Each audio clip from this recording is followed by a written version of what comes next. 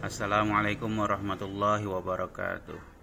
Materi tentang konsep astronomi dalam waktu sholat dapat kita lihat bahwa waktu-waktu sholat telah ditentukan oleh Allah dengan pijakan dari peredaran matahari atau bumi mengelilingi matahari. Jadi pijakannya dari situ.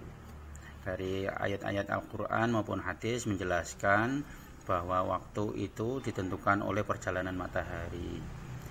Ini ayat Al-Quran surat Al-Isra ayat 78, aqimis sholata liduluki syams. Liduluki syams itu dirikanlah sholat karena tergelincirnya matahari. Berarti ini sholat duhur. Ila ghosaqil lail, sampai terbenamnya matahari.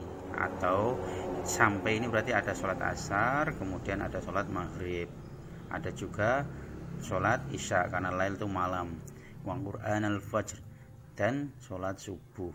Nah, keterangan 5 waktu sholat ini kita dapati dari hadis Nabi Muhammad SAW di sini.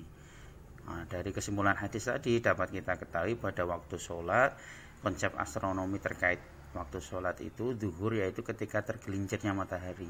Tergelincir itu jatuh, jadi matahari dari atas sendiri jatuh ke bawah, itu namanya tergelincir. Kemudian di asar itu yaitu bayangan matahari sama dengan benda atau bayangan matahari 2 kali benda tersebut. Karena ini ada 2 hadis atau 2 pengertian. Ini berangkat dari beda lintang dan bujur suatu tempat.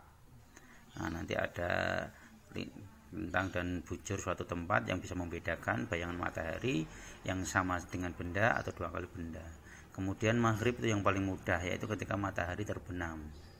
Isya itu berarti saat hilang mega merah, berarti ketika maghribnya sudah nggak ada, berarti masuk waktu isya. Subuh itu ketika ada fajar sodik, bukan fajar kadhib. Nah, ini rumus matematikanya muncul bahwa maghrib itu ufuk karena 0 derajat, maka maghrib itu min 1 derajat.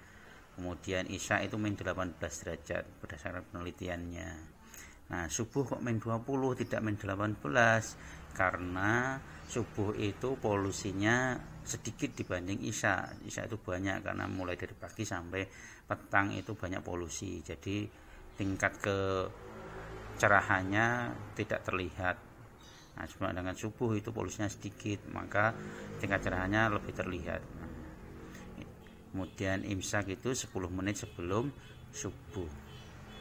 Nah, terbit itu berarti di atasnya ufuk. Ufuk itu 0 derajat, berarti terbitnya harusnya di atasnya. Nah, ini tapi kita diambil min 1 untuk antisipasi ikhtiyat. Ikhtiyat itu kehati-hatian. Jadi nanti waktu-waktu yang ada di kalender itu sudah ada ikhtiyatnya. Ikhtiyatnya itu 1 sampai 2 menit atau ada yang 3 menit. Ikhtiyat itu untuk kehati-hatian. Jadi kalau kita mau menentukan waktu zuhur di salah satu tempat, bisa saja misalkan di IAIN Kartosuro bisa kita berlakukan untuk di timur, barat, selatan atau utara Kartosuro.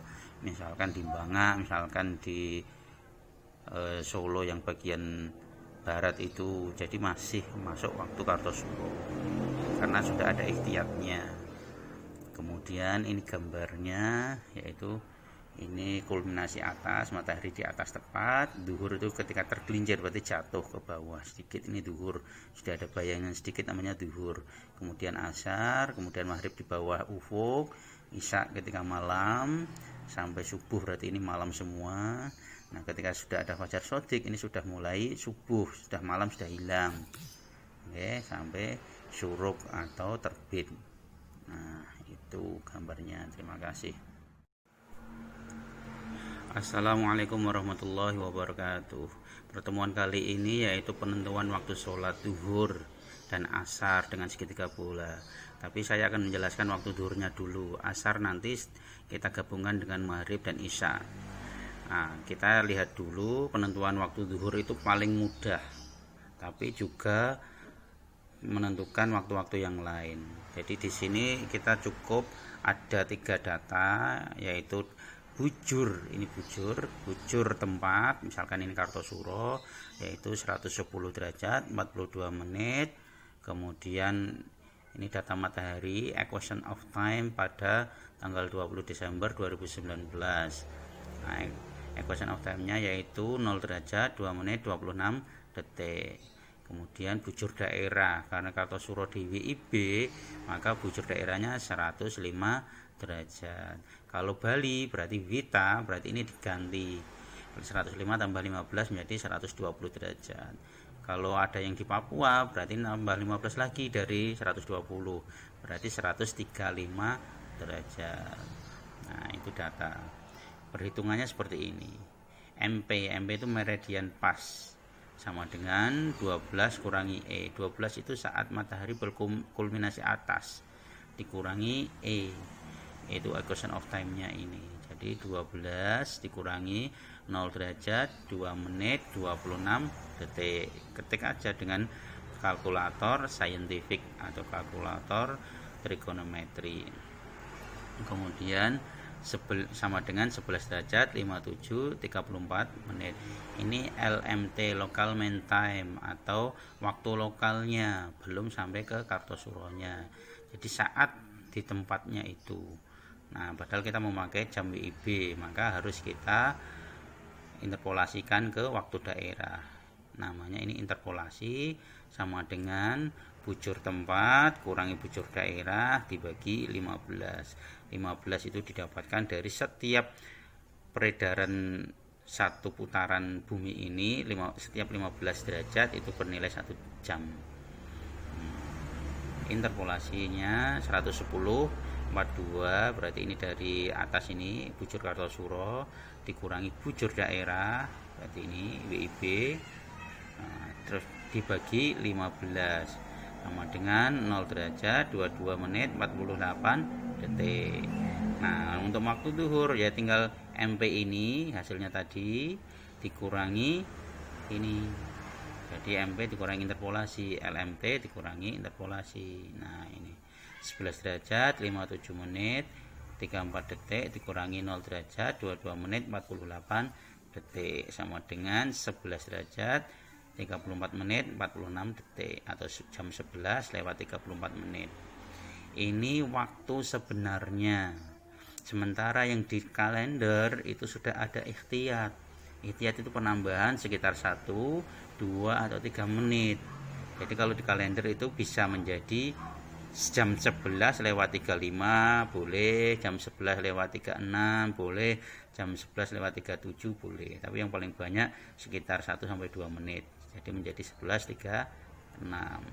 Kelebihan detiknya biasanya tidak digunakan di kalender atau di waktu-waktu tiba. Kemudian kita minggu depan akan melihat bahwa waktu zuhur itu berpengaruh pada waktu-waktu yang lain. Jadi misalkan untuk menentukan waktu maghrib, maka ini waktu MP kurang inter kan ini waktu zuhur. Berarti waktu zuhur ditambah sudut waktu maghrib. Isya berarti waktu zuhur ditambah sudut waktu isya. Imsak juga begitu. Nah, yang berbeda itu yang mulai tengah. Jadi ketika matahari berada di tengah bawah bumi, berarti semuanya menjadi minus, yaitu ini waktu zuhur dikurangi sudut waktunya, itu imsak, subuh, duha. Nah, tapi kalau untuk asar, maghrib dan isya itu berarti waktu zuhur ditambah. Nah, terima kasih. Insya Allah besok saya cantumkan atau video tentang perhitungannya mulai dari waktu zuhur, maghrib, isya, dan yang utama itu nanti asar, karena asar itu agak sulit sendiri. Asar nanti kalau sudah bisa berarti maghrib, isya dan seterusnya tinggal menyesuaikan saja. Jadi kuncinya di waktu zuhur dan asar dulu. Terima kasih. Assalamualaikum warahmatullahi wabarakatuh.